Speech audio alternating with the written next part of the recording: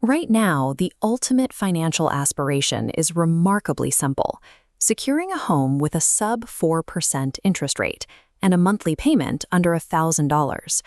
The subject of a recent Caleb Hammer financial audit possesses this exact advantage.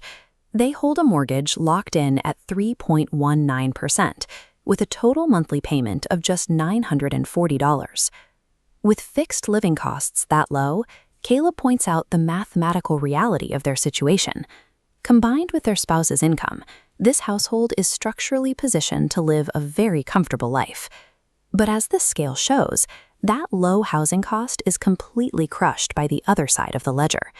They are carrying over $90,000 of bad consumer debt, driven primarily by massive car loans. When asked to total their liabilities, the guest guesses, give or take 70, only to realize they have overlooked $20,000 in additional debt. They are mathematically detached from the very numbers that dictate their lifestyle.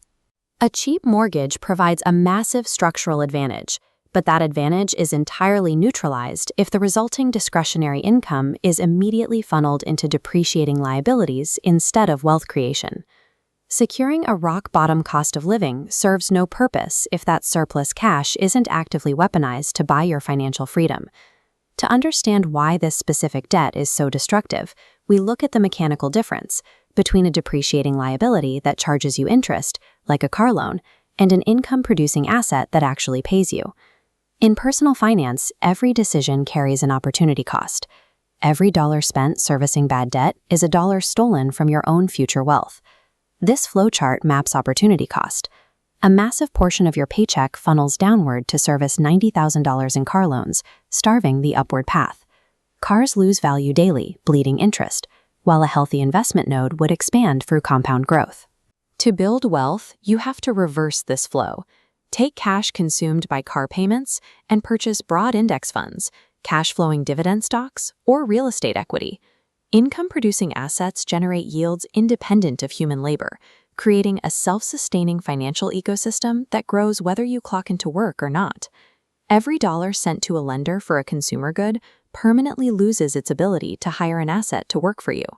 We map this transition using the three-step asset hierarchy. Level 1 is the foundation. Eliminate high-interest consumer debt, or building wealth becomes impossible. Level 2 locks in fixed living costs, like a 3.19% mortgage.